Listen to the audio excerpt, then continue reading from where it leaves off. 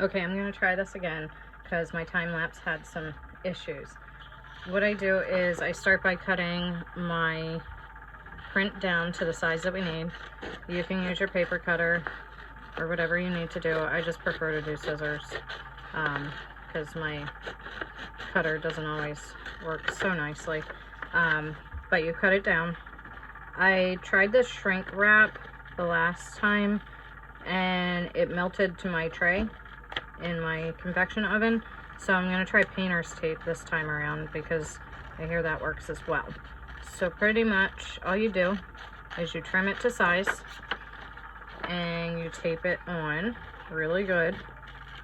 I have my cup laying down in my convection oven and I flip it halfway so it's at 400 degrees, and you do it for 6 minutes. Now this cheetah print one that I just did, I kind of messed up a little bit on it. It's okay, like it survived, but the first time through I didn't have it on convection because this oven's new to me, and so I forgot that I needed to play around with that before I shoved something into it. But now I think I'll be okay with getting this all figured out. So you want to take your 20-ounce sublimation tumbler, and I usually just take the lid and put it back in here. I don't want that glitter on there. Decide which way you're making it go, and you don't want to do it upside down. But I literally just wrap it. I usually wrap it using my stomach so that I know that it's wrapped tight. And then what I will do is I just got the heat tape, but the heat tape fought me on the last one. I have 2-inch heat tape, and I'm not sure if that was a poor choice, but you pretty much get it to the point where it's kind of on there. You want to make sure that you have it at all the seams though, so it's even and not like lifting up. So now that I got the basic piece down, now we're going to add more and make sure that we make this nice and solid. This is the 2-inch roll. It's kind of excessive, but I'll make it work. It's just it fought me a little bit. So I'm gonna do this. I'm gonna overlap it and maybe wrap it on the bottom. I don't know. We'll see how that goes. Because I'm gonna wrap the whole thing in painter's tape and see how that goes. Because this is all experimental to me. This is, I'm gonna say the 6th or 7th tumbler that I've baked sublimation. So it's kind of like a trial and error process depending on what your setup is. Like I said, I just got a new oven to work with, so I'm trying to figure that out as I go as well. I have more sub tumblers and prints on the way because this is kind of addicting. So I have it all taped now, just to make sure that it's good to go and not going to move on me. I mean, I taped it up here and here. I am going to wrap it in painter's tape. I tried these guys, got them from Amazon. They're shrink sleeves. They're 5x10 and there's a 50 pack, but like I said, it melted on my rack, so I'm not sure if I did something wrong there. Like maybe I shouldn't have had it touching the rack. Maybe that's only if you like stand them up. I'm not sure.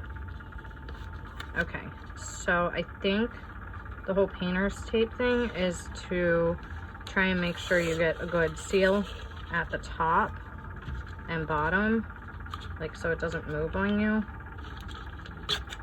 and that you don't have like the fogging that you sometimes get with not tight seals. So let's just do the bottom here.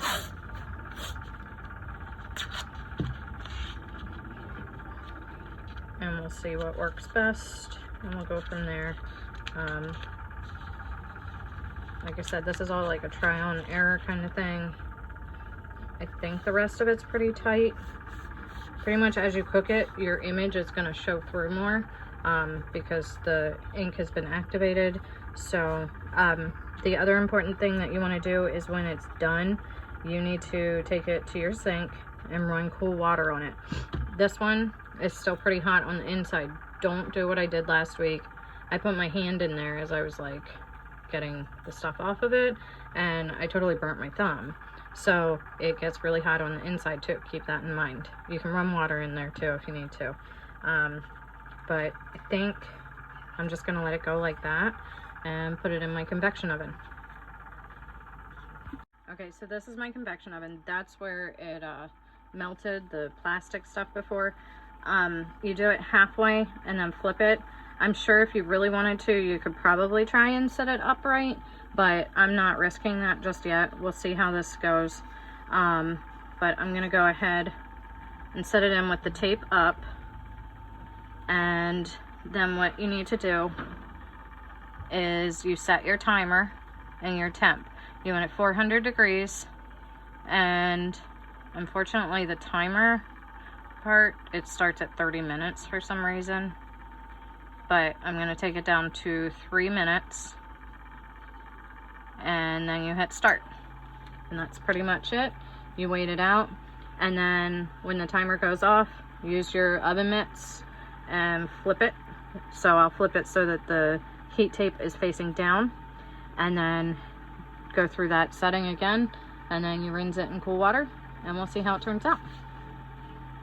Okay, so now my timer went off. I'm gonna have to flip it, not burn myself.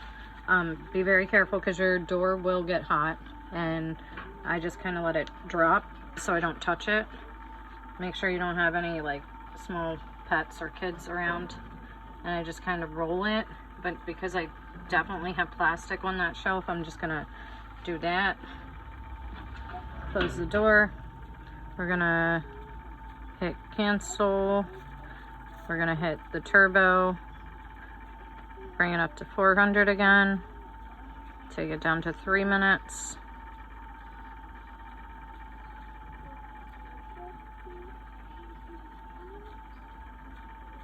And then we're gonna go.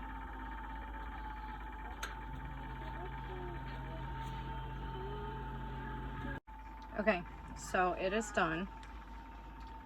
And I'm going to very carefully take it out and take it to my sink and cool it off. You can see the ink a little better there. It's smoking. Maybe the painter's tape wasn't so good. I'm not sure. We'll find out. Okay, so here we go. I ran water all over it, which may have helped it or hurt it. I'm not sure. I took the painter's tape off the bottom, and it's still going to be pretty warm, but it's okay. It's not like you need to use this sub transfer again. So you just pull it all off. Yeah, that's still pretty toasty.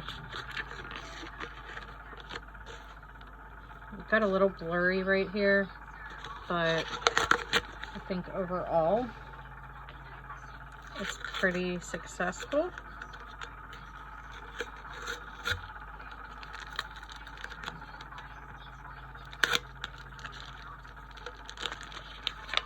Here we go. And just in 6 minutes, you have a cup.